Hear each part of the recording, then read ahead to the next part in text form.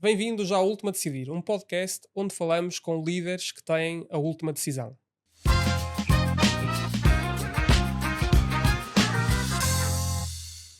Hoje temos connosco Rodrigo Magalhães Basto, diretor de Digital Content and Social Media na MC Sonai. Com mais de 16 anos de experiência na área de comunicação digital e e-commerce e um percurso que inclui quase uma década no BPI, Rodrigo, para quem ainda não te conhece, como é que te apresentarias em poucas palavras? Em poucas palavras, sabe, olha, antes de mais, obrigado pelo convite.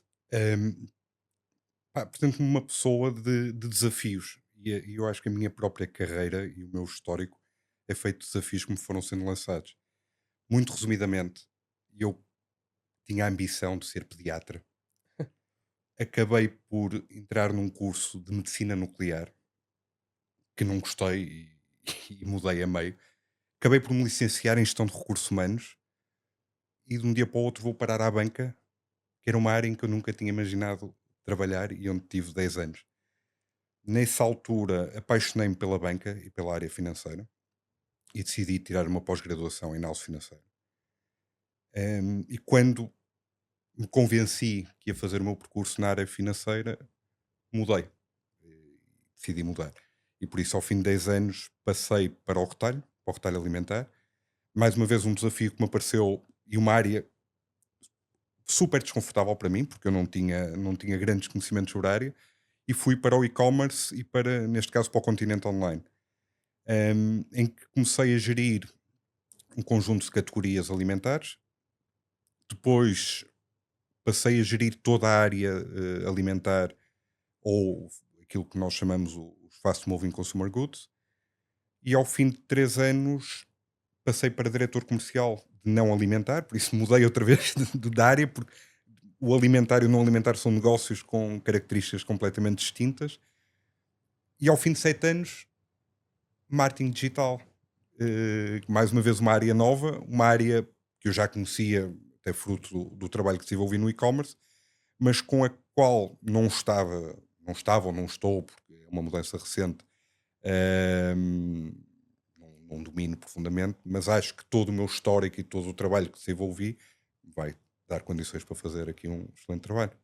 Por acaso é interessante que tenhas mudado da área da banca para o retalho e até te queria perguntar se ao longo desta década tu conseguiste ter ferramentas ou algumas aprendizagens que te foram favoráveis quando mudaste de área. Existe assim alguma característica ou competência que tenhas levado e incluído lá? Houve, e se calhar é a competência que tu menos estás à espera, mas foi a minha capacidade de envolver as pessoas. Eu quando entrei para o e-commerce, estamos a falar no pré-Covid, e por isso o e-commerce ainda era um negócio muito residual no âmbito da MC, então havia uma necessidade grande de envolver as pessoas, tudo aquilo que são os nossos stakeholders, desde os fornecedores às direções comerciais, às próprias operações, na importância do canal de e-commerce, da necessidade de trabalhar o canal, que deves compreender tem necessidades completamente diferentes daquilo que é uma loja física. E por isso a minha competência de, social, de envolver as pessoas, até comercial que trouxe da banca, foi a grande ferramenta que eu trouxe para o e-commerce e que me ajudou a crescer dentro do e-commerce. E depois tu sentiste a necessidade de estares mais a par do como é que se trabalhava na prática, ou seja, no dia a dia, cada uma destas áreas dentro da área Sim, digital? sim. Ehm, e mesmo na banca. Eu também, quando entrei na banca, conforme te disse, tinha vindo uma licenciatura de gestão de recursos humanos e por isso pouco sabia o que era um spread e pouco mais. E por isso, há uma necessidade sempre, e é aquilo que eu muitas vezes procuro também nas minhas equipas, é pessoas com vontade de aprender. Há uma necessidade, eu tenho uma necessidade grande sempre de questionar, de desafiar, de perguntar o porquê, perceber os processos para depois conseguir ser autónomo naquilo que faço. E esta capacidade ou esta vontade de aprender e de envolver as pessoas foi aquilo que me permitiu rapidamente também mudar o shift de banca para retalho e perceber as dinâmicas e as necessidades do negócio para depois conseguir fazer crescer. Aliás, deixa-me só perguntar-te se nesta transição que tu fazes da banca para o setor de retalho, isto em alguma altura da tua vida em que se sentias mais estável e pensaste, bem, este passo que eu estou a dar pode ser um bocadinho desconfortável, mas vou dar lá mesmo. Foi super desconfortável. E não querendo entrar em pormenores, houve 2 ou 3 fatores que me fizeram pensar na mudança. Primeiro fui pai do meu primeiro filho e achei que estava na altura de mudar. Depois, a banca também estava num período de maior estagnação, e eu já não via grande evolução na minha carreira e tinha 34, 35 anos e por isso tinha a ambição de crescer. E mais um outro fator que agora não é para aqui relevante. Ahm, mas, ao mesmo tempo, eram 10 anos. Eram 10 anos de uma empresa em que eu dominava as pessoas, dominava os processos, conhecia tudo, estava super confortável, ia em busca do incerto. Claro. Eu de retalho sabia o que eu comprava online e o que eu compro no continente das minhas compras normais, pouco mais. Mas a minha vontade de aprender deu-me confiança para abraçar o desafio.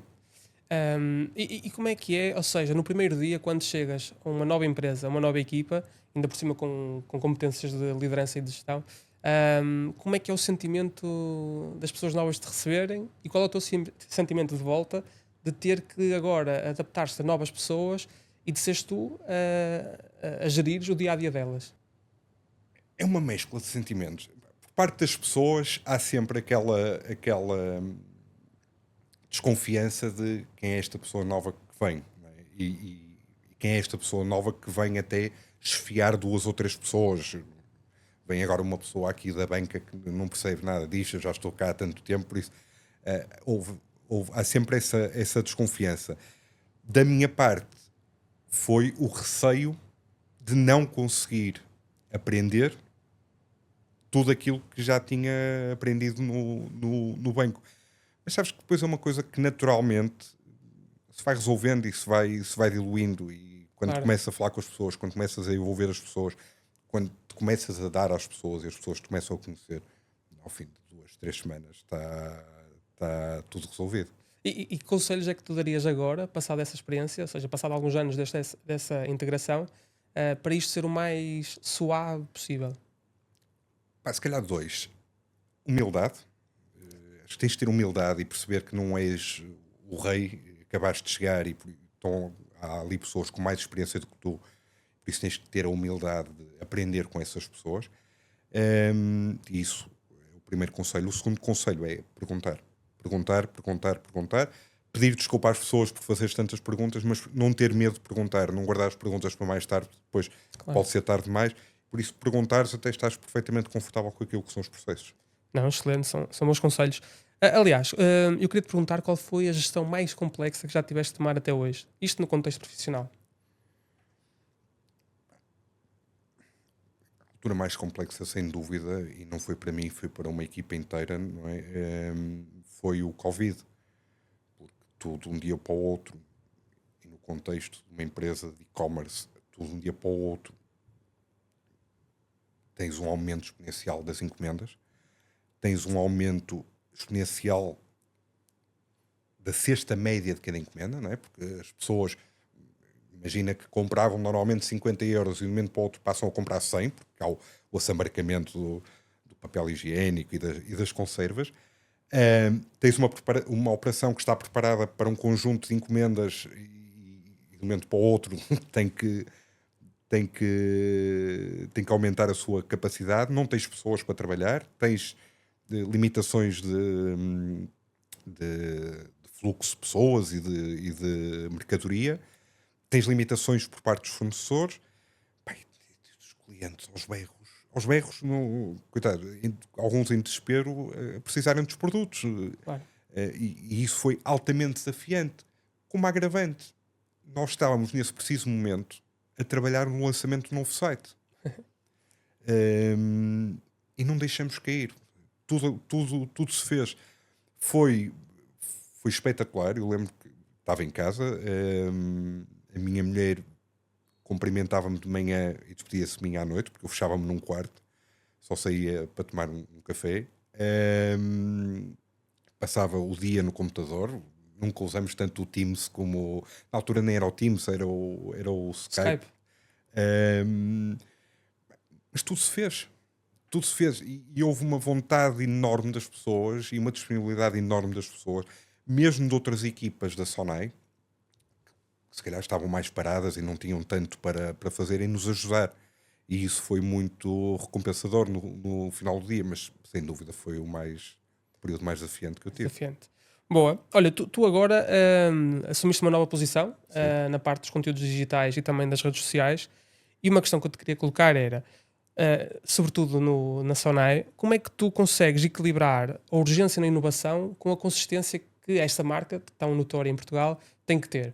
Ou seja, há aquela urgência em estar sempre a inovar e sempre a fazerem coisas diferentes, mas também tem que haver a tal consistência ao longo do tempo Certo? ou seja, tem que ser disruptivo e não disruptivo ao mesmo tempo. Uma excelente pergunta. Repara, nós temos um conjunto de processos que já altamente robustos e com os quais o cliente está à espera, conta com eles e está à espera que nós não falhemos. E nesses processos nós só mexemos se tivermos a certeza que é para melhor. E aí não queremos mesmo frustrar o cliente.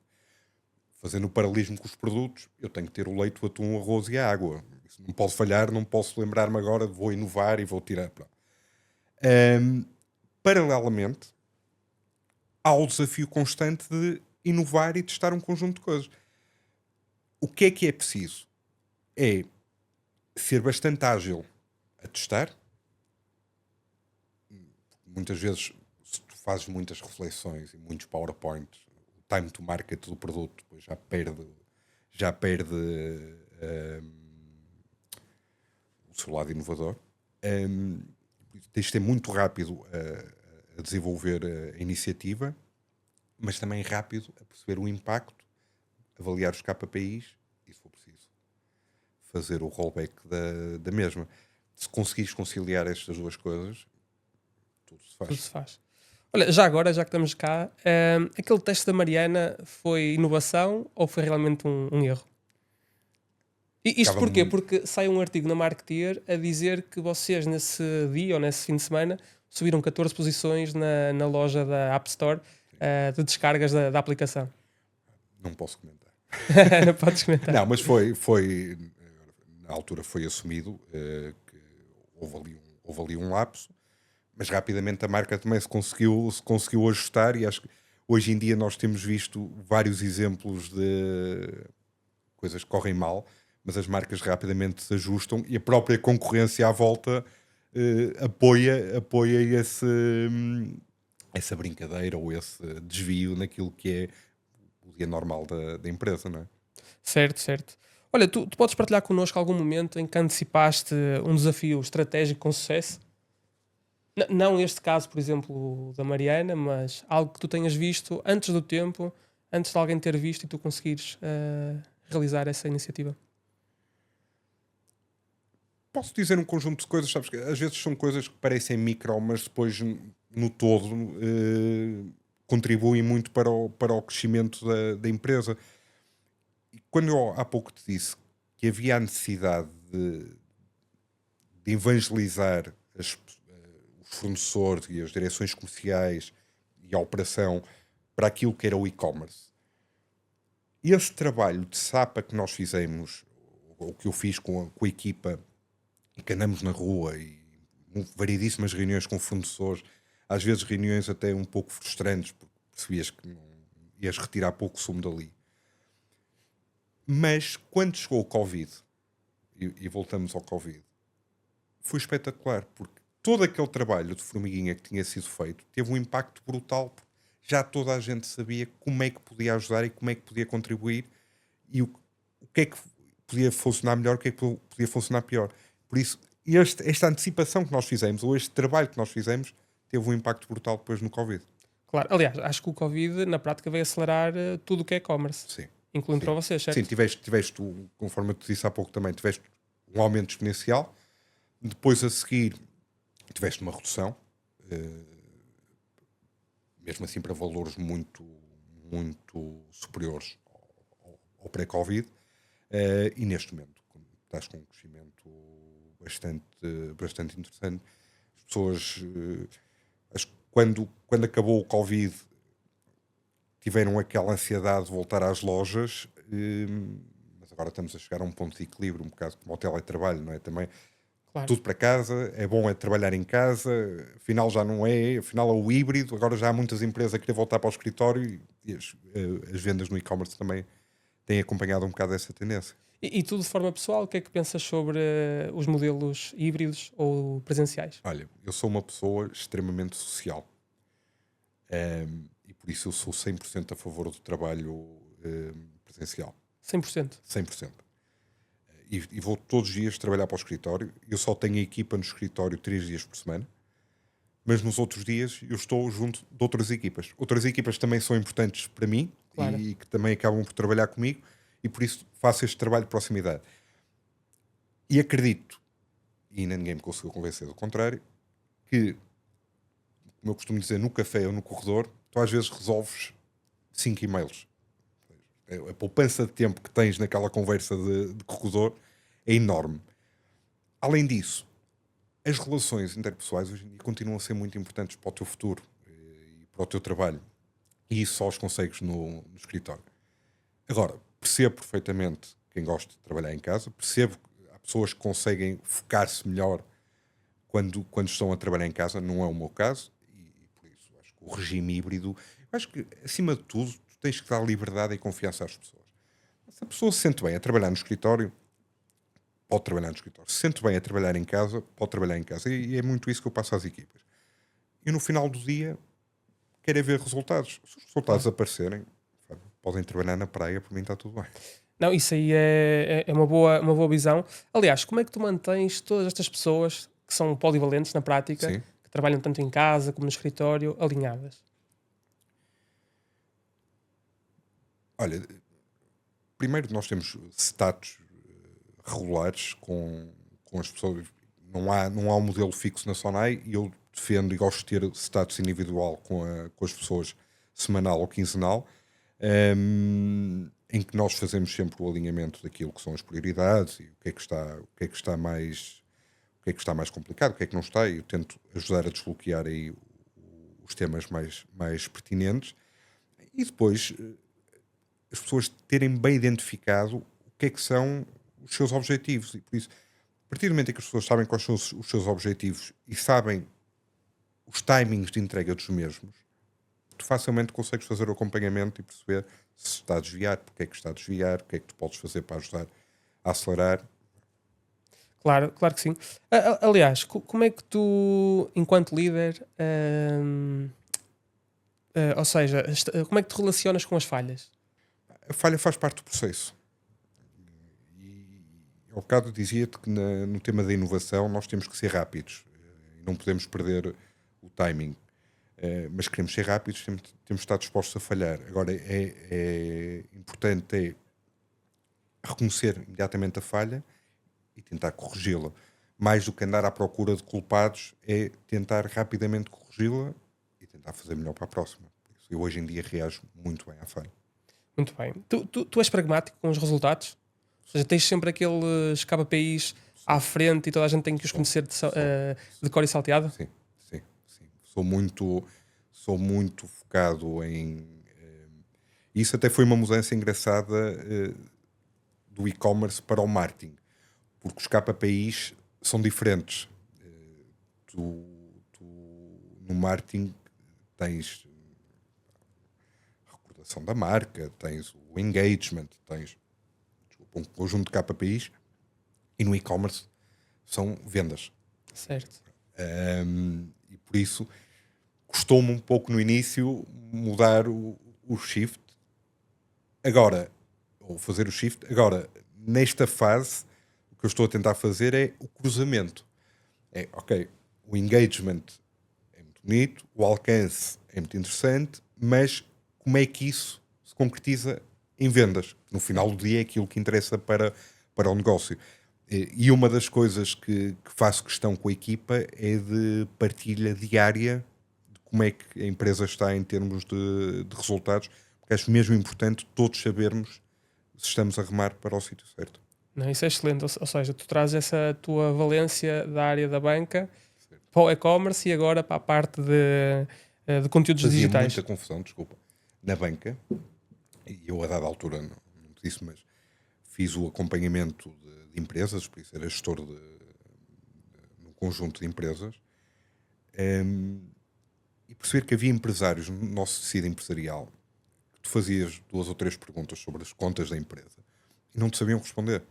A confiança no contabilista, na figura do contabilista, ainda é quase o diretor financeiro da empresa em Portugal. E isso para mim faz uma confusão muito grande. Tu não saberes como é que está a tua casa, não é? Como é que está Claro. o teu negócio. Para mim é fundamental. Olha, voltando aqui aos conteúdos digitais, como é que tu antecipas o futuro do marketing de conteúdos nos próximos 5, 10, 15 anos? O mundo está a mudar. E está a mudar muito rápido, e isto é uma frase que se ouve muito, mas é verdade. Em termos de conteúdos, e nós trabalhamos, a nossa equipa, grosso modo, trabalha um site de conteúdos que nós temos, que é o Feed Continente, e depois trabalha tudo aquilo que são as redes sociais da marca Continente. Em termos de site de conteúdo, e que é um site que visa dar resposta, para já posicionar a marca, mas depois dar resposta a um conjunto de temáticas que acompanham os nossos produtos, nós temos vindo a aparecer um conjunto de desafios interessantes relacionados com aquilo que é a inteligência artificial. Porque se tu, há um ano atrás, tu criavas sites de conteúdos muito focados naquilo que era o SEO, ou seja, a otimização para os motores de busca, para apareceres em primeiro lugar e para dar resposta. Hoje em dia, os motores de busca dão-te inteligência artificial, dão-te respostas criadas por modelos de inteligência artificial em que o teu site não aparece. Ou aparece cá para baixo. E por isso, o grande desafio agora, neste momento, é como é que tu consegues otimizar o teu conteúdo para ser reconhecido pelos modelos de inteligência artificial e aparecerem ao cliente. Por exemplo, uma receita. Uma coisa tão simples como uma receita, em que tu pesquisavas no Google receita de bacalhau à Brás e aparecia ao site do Continente. Neste momento, se pesquisares bacalhau à Brás, não sei se será o caso, mas se pesquisares bacalhau à Brás, o Gemini vai-te fazer uma receita de bacalhau à Brás Exato. que até pode estar baseada no Continente. E por isso, isto é o grande desafio que nós temos em termos de conteúdos. Daqui a 4 ou 5 anos, eu podia estar a dizer a maior barbaridade possível, Claro. mas o grande desafio é conseguir acompanhar esta disrupção que há constante no mercado. Ainda na semana passada saiu uma notícia também que os conteúdos de Instagram iam passar a ser lidos pelo Google. Por isso, quando pesquisas no Google, também vão passar a aparecer conteúdos de Instagram. Isto foi de um dia para o outro. Foi uma notícia que me apareceu. Fomos ver, ok, é verdade. Como é que tu és capaz de rapidamente mudar a tua forma de trabalhar? Porque é rapidamente. Nós tínhamos uma estratégia definida para este ano e neste momento estamos a reajustar toda a estratégia tendo em conta aquilo que são os modelos de inteligência artificial e aquilo que nos podem ou não trazer para o futuro. Por isso, o que vem a seguir, se souberes... Não, é quase impossível saber. Aliás, eu por acaso no meu telemóvel tinha lá o Safari, eu já Sim. alterei pelo chat GPT porque onde vou pesquisar primeiro é rigorosamente lá. Olha, e vocês já sentem essas diferenças das vendas online que vêm mais de inteligência artificial do que propriamente de Não, ligações diretas ao site? Não, neste caso específico, nós temos 2 sites. Nós temos o Continente Feed, que é um site mais de conteúdos, que é aquele Ok. que eu trabalho agora, e temos o continente.pt, que é o site de e-commerce. Em termos de e-commerce, apesar de já lá não estar, mas daquilo que sei, não sentes ainda muito isso, até porque é uma pesquisa muito focada em produto. E por isso, sendo focada em produto e sendo nós o maior retalhista alimentar em Portugal, rapidamente vamos ser nós que aparecemos em primeiro. Agora, num país mais desenvolvido em termos de e-commerce e com mais concorrência em termos de e-commerce, ou até noutra tipologia de produtos, uma coisa é, tu não vais pesquisar ao Google arroz. claro, mas se calhar vais pesquisar bicicleta. E na bicicleta, ou onde é que eu compro a melhor bicicleta? E aí já te cria desafios grandes. certo. Aliás, nós estamos cada vez mais rápidos em tudo, a nossa vida é cada vez mais a correr. O que é que tu consideras essencial para captar a atenção do consumidor hoje em dia? Isto porque temos tantos canais, temos tantas aplicações, o nosso tempo está a ser concorrido por imensas empresas ao mesmo tempo e torna-se difícil captar a atenção. Tens desafios grandes aí. Porque repara, tu podes tentar estar presente em todos os touchpoints com o cliente. E por isso o cliente entra no Instagram e vê Continente e sai à rua e o primeiro outdoor que vê é Continente, chega à casa, televisão, Continente. Mas, apesar deste conjunto de comunicações, podes não estar a conseguir passar a mensagem. Até porque podes estar a correr o risco de nos diferentes canais estás a passar mensagens diferentes. Ou então, se tens o outro lado da moeda, que é se nestes pontos todos de contacto com o cliente passares sempre a mesma mensagem, aí de certeza absoluta que vais estar a conseguir chamar a atenção. Por isso, esta é a estratégia. Se tiveres muito dinheiro, vamos estar presentes em todo lado e o cliente vai se lembrar de nós com certeza. Ou então, é ser, e desculpa uma expressão, louco e ser disruptivo. Nós temos aí imensos exemplos de comunicações low budget, Exato. mas altamente disruptivas. E estou-me agora a lembrar da marca Control, não é? Que é um exemplo nacional em termos, ou mesmo o licor Beirão. Ou aquela marca de gelados agora, a Sui. Sim, o Açuí, por exemplo, também um excelente exemplo, que são marcas com budgets bastante inferiores em termos de comunicação, mas com mensagens muito disruptivas, que a própria tipologia da marca lhes permite ir atrás dessas mensagens e efetivamente conseguem ser recordadas pelos clientes. E há espaço na tua equipa para fazer estas estratégias fora da caixa ao longo do ano? Há essa ambição, mas é um desafio. E é um desafio mesmo pela própria marca. Ao bocado estavas a falar de Da consistência. como é que os clientes reagiam à inovação. Ao bocado quando falávamos, e é isso. E eu, se um momento para o outro, deixo de tratar, e um exemplo prático, se tu deixas de tratar o cliente por você e o passas a tratar por tu, o cliente vai sentir essa mudança e pode não estar preparado.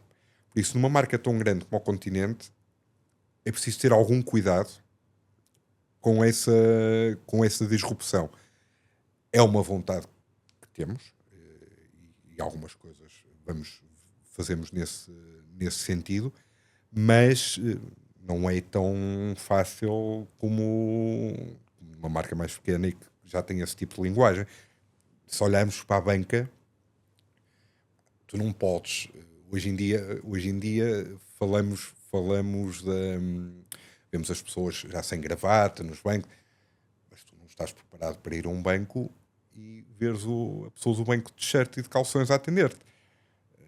É a mesma pessoa, o mesmo estilo de Claro. atendimento, mas é uma mudança muito radical para aquilo que tu estás à espera. Enquanto se fores à Sui, uma gelataria, já, as coisas já são diferentes, percebes? É preciso ter um bocado de cuidado com o teu tipo de cliente e com o posicionamento da tua marca.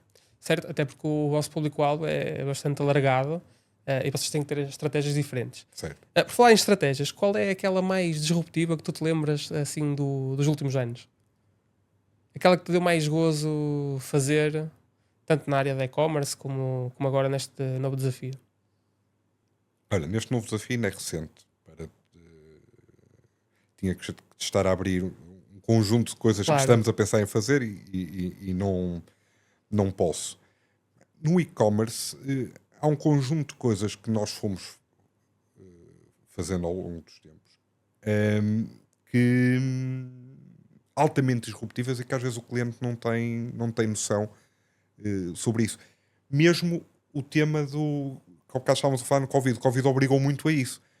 O Covid, a dada altura, tu tiveste a necessidade de entregar encomendas com Ubers, certo. sabes? Porque não tinhas transportes, não tinhas pessoas, os Ubers também não tinham trabalho e por isso houve aquela necessidade de começar a entregar encomendas com Uber. A própria entrega via aplicações de Q-commerce, como a Uber Eats e a Glovo, que foi um projeto que começou com uma pessoa que entrou no mesmo dia que eu para o Continente Online. Hoje em dia é um negócio muito relevante dentro do nosso contexto, e por isso é mais uma iniciativa na altura fora da caixa. Ninguém estava à espera do crescimento que teve, e hoje em dia é uma avenida de crescimento. Vocês até criaram a Kiko, não é? Sim, temos a Kiko, temos a É a nossa vossa própria. própria empresa Sim, de entregas. sim.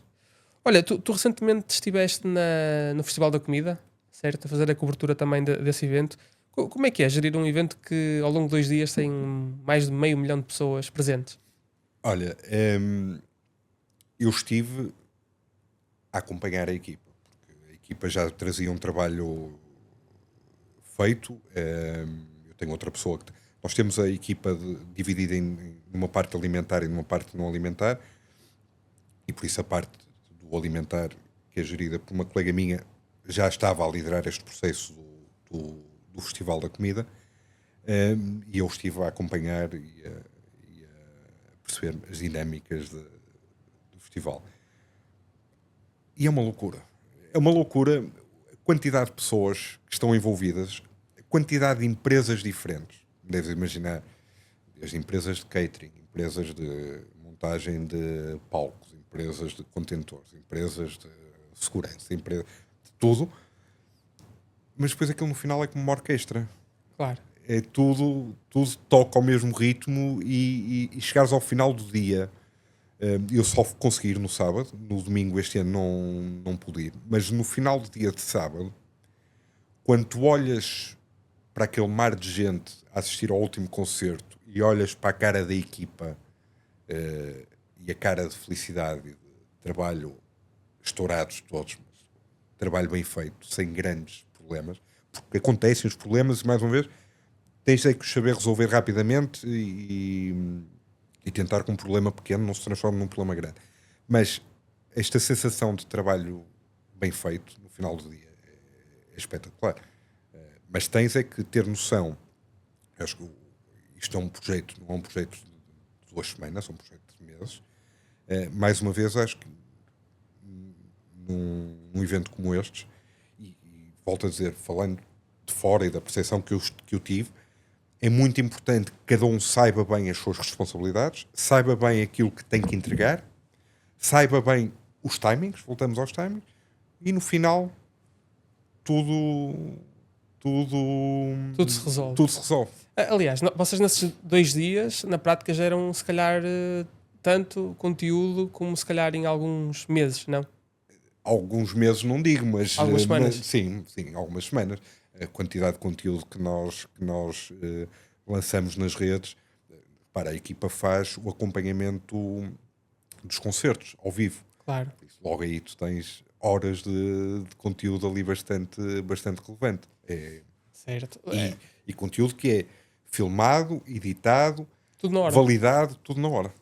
Não, é inacreditável. Aliás, é inacreditável o poder que vocês têm junto dos clientes, que não são só clientes, na prática são fãs quase da marca, porque têm o próprio festival e vão lá para participar precisamente nele. É aquele tipo de eventos que no final do dia te dá orgulho, te orgulha da marca em que trabalhas. É perceber a quantidade de pessoas que tu consegues fazer feliz.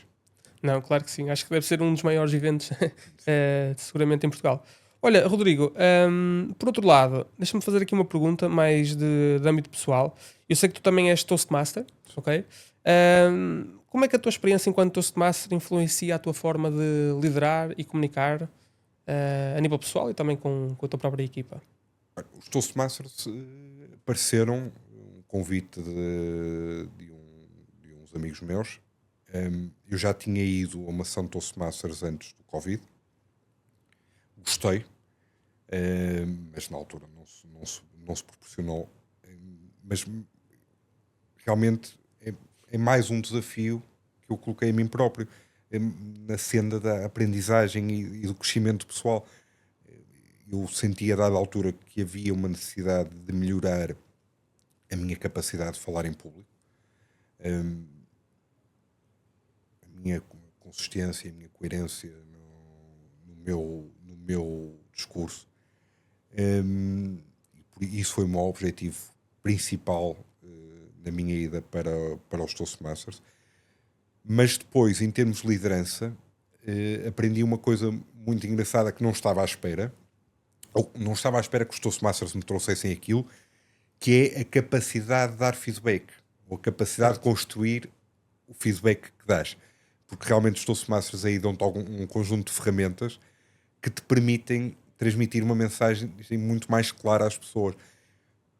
Quando tu lideras pessoas, tu percebes que para ti tu estás a passar a mensagem mais clara, positiva ou negativa, e do outro lado a mensagem está a ser interpretada de uma forma completamente diferente.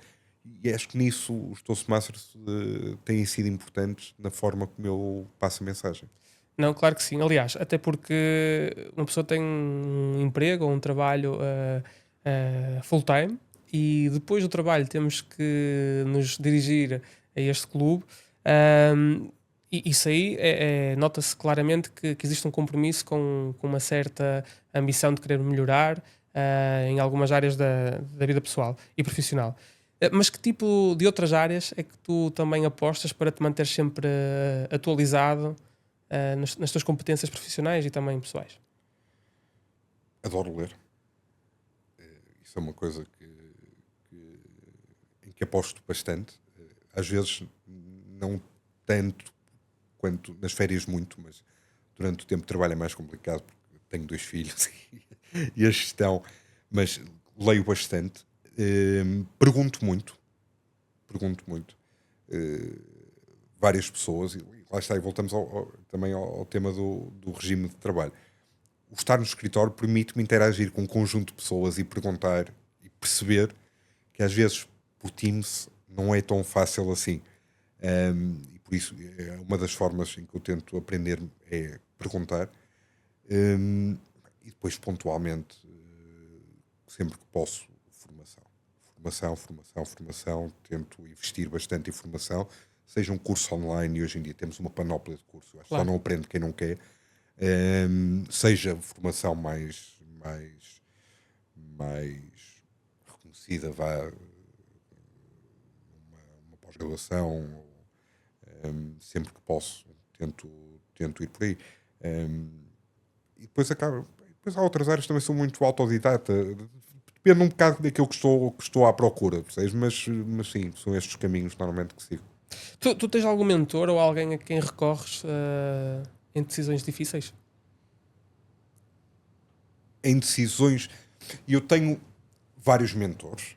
Hum, a própria empresa tem um programa de mentoria em que todos os anos te podes candidatar e podes ter um mentor. Eu já tive dois, ou já tive dois, tive um e agora estou a ter mentoria com outra pessoa. Já fui eu próprio também mentor. Mas tenho sim 2 ou 3 pessoas de confiança com mais experiência a quem recorro, normalmente não para validar as ideias, mas para discutir e perceber outro ponto de vista, porque acho que nós temos que ter a humildade de ouvir outros pontos de vista e perceber com esses pontos de vista como é que conseguimos construir e robustecer aquilo que é o nosso. Olha, Rodrigo, se tu agora me permites, vamos avançar para o nosso desafio final, ou seja, 2 cenários e uma decisão. Cenário 1. És desafiado a liderar uma campanha com enorme visibilidade, mas que defende uma causa polémica e com potencial de backlash de audiência. Ok? O impacto é grande, mas o risco para a marca também. Ou, cenário 2. Optas por uma abordagem mais segura, alinhada com os valores tradicionais da marca, garantindo assim a aceitação generalizada do teu público-alvo, mas sem gerar grande buzz ou notoriedade. Qual é que escolhes?